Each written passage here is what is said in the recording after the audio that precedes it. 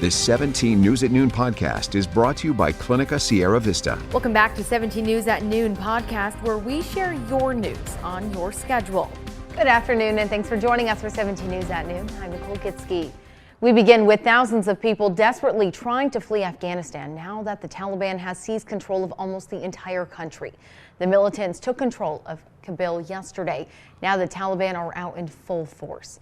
Just last month, President Biden said that a Taliban takeover of the country wasn't inevitable. Those comments are now coming under scrutiny from across the political spectrum. The Taliban takeover of Afghanistan now inevitable? No, it is not. Because you have the Afghan troops have 300,000 well equipped as any army in the world, and an air force against something like 75,000 Taliban. It is not inevitable. Now, President Biden continues to monitor the events in Afghanistan. He is set to speak at 12:45 p.m. You can watch it on our website, kget.com, and our Facebook page. Meantime, nearly 1,300 people are confirmed dead following a major earthquake in Haiti over the weekend that also left thousands more injured. The region could see even more damage this week, with Tropical Depression Grace bringing the potential for heavy rain, flooding, and landslides.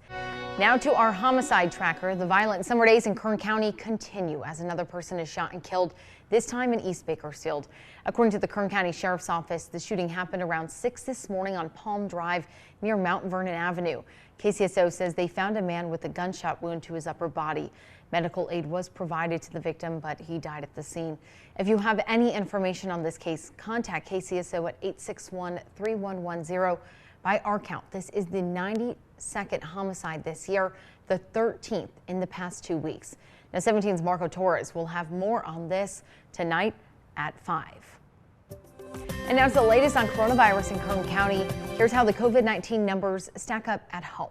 Kern County's third surge continues to grow as another 924 people tested positive for COVID-19.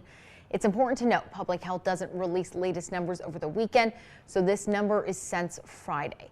2 new deaths were also reported, now bringing our total to 1,436 lives lost. 189 people are in the hospital with more severe symptoms of COVID-19. 37 are in the ICU. Well, a local effort to give out hundreds of vaccines kicked off over the weekend. For weeks now, they have been knocking on doors to educate and offer vaccinations for the hesitant. And now more than 1,000 vaccinations donated by Dignity Health will be administered right at the step of people's homes. Volunteers will be dressed in red We Are Bakersfield College shirts, so it'll be easy to see them as part of the vaccination effort. Johnson & Johnson and Moderna vaccines will be administered by BC nurse students. Hall Ambulance is also helping with the effort. And Senate Majority Leader Chuck Schumer, meantime, is calling for a crackdown on fake COVID-19 vaccination cards. He says federal officials, including the FBI, need to stop the flow of fake cards coming from overseas. Schumer's demands follow reports by the Associated Press that explained how people are cheating the system and causing concern at universities that require proof that students receive the vaccine to attend classes this fall. Using a fake vaccination card with an official U.S. government logo is a federal crime that carries a possible fine and up to 5 years in prison. Clinica Sierra Vista is now offering rapid COVID-19 testing and COVID-19 vaccinations. Call 833-278-4584 to make your appointment. But don't delay. Clinica Sierra Vista, putting patients first. Well, 17 News is your local election headquarters. And mail-in ballots for the September 14th recalled election of Governor Gavin Newsom are going out to every registered voter in California today. So how will this work? Well, the ballot has 2 parts. Now, part 1 says verbatim, shall Governor Newsom be recalled from the office of, should Governor Gavin Newsom be recalled from the office of governor? Now, if more than 50% of voters vote no, Newsom will remain in office, and question 2 becomes moot. Now, that question reads, candidates to succeed Gavin Newsom as governor if he is recalled, and voters are asked to check the box next to the replacement of their choice. If more than 50% of voters vote yes to the first question, Newsom is removed and the top vote getter among the 46 become governor.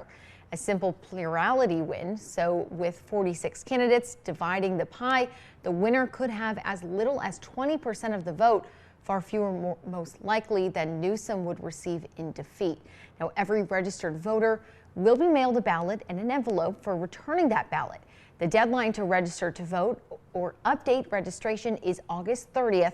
Poll sites will also be available for voters who choose to vote in person. And some of the candidates vying to unseat Newsom will take part in a debate later this week. Inside California Politics is hosting a governor recall debate on Thursday in San Francisco. So far, confirmed candidates include Kevin Falconer, John Cox, and Kevin Kiley. You can watch the debate Thursday at 7 p.m. right here on TV 17. And taking a look ahead, the Kern County Fair Board is set to meet tonight. The fair is just over a month away. Now, the event was postponed last year amid the pandemic, and the annual event almost wasn't going to happen this year. But during a special meeting, the board voted to keep the fair. Now, tonight's meeting is set for 5 p.m. The board is set to meet one last time on September 20th, right before the fair kicks off on September 22nd. And Templar Brewing Company and the Bakersfield Fire Department are teaming up once again to raise money for the 9/11 memorial ceremony ahead of the 20th anniversary. Templar will be selling a special brew called the Patriot Pale Ale. Now, all the money raised from the Pale Ale will go toward the ceremony put on by the nonprofit Bakersfield Firefighters Historical Society. You can get one for yourself starting the week of September 6th. It's been 1 month since the Dixie Fire exploded in Northern California, and it's showing no signs of slowing down. Now, fire crews are working to protect the town of Westwood in the northern Sierra Nevada, which is not far from where the fire destroyed most of the town of Greenville last week. Now, the wildfire started a month ago and has burned nearly 570,000 acres and is just 31% contained. The fire has destroyed more than 1,100 structures. Luckily, there are no reports of fatalities, but 3 first responders have been injured. Recent high school grads who are starting college this school year have a lot to look forward to. But undocumented graduates often believe a high school diploma is the end of the road for them. 17's Christian Galeno tells us how students with no legal status can pursue higher education and do not get left behind.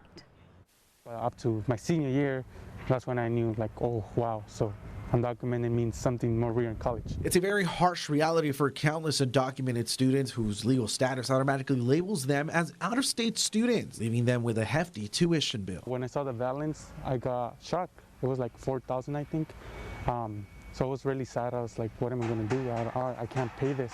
Higher education is in fact accessible. AB 540, known as the California Dream Act, makes it possible for undocumented students to head to college by providing a reduction in tuition costs. And the AB 540 has changed my life. Without that, I wouldn't be able to pay in-state tuition. We want to ensure that students are paying that in-state tuition and that those out-of-state fees isn't an obstacle or isn't a barrier for them to pursue their higher education. This program is not exclusive to undocumented students. We have citizens who actually qualify for AB 540, and it's written into the education code that this is a program for everyone to utilize who qualify for it. To qualify for the fee reduction, you must have completed at least 3 years of education at a California K-12, college, or university. High school diploma or its equivalent is also needed. Students who receive the fee waiver pay only a fraction of what it would have cost for out-of-state tuition. We do see students throughout the semester, and we can continue to process their AB 540 form throughout the semester as well. So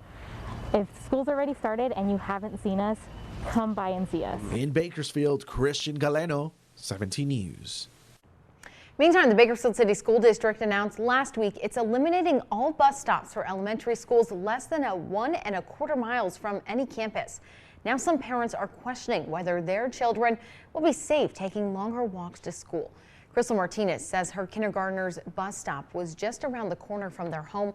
Now it's a 25-minute walk away. She says many parents are struggling to figure out how to get their kids to class. My children, like I can't just take them in the morning because I have to be at work early, and it's very dangerous. It's a very dangerous street. I've seen, people speeding, running that red light all the time. I'm going to actually speak with the school to maybe get with other parents to try and find a way to carpool these kids until we can, find a better solution. We need to do something about it, figure something out. BCSD says it had no choice but to take away some bus routes due to a nationwide driver shortage.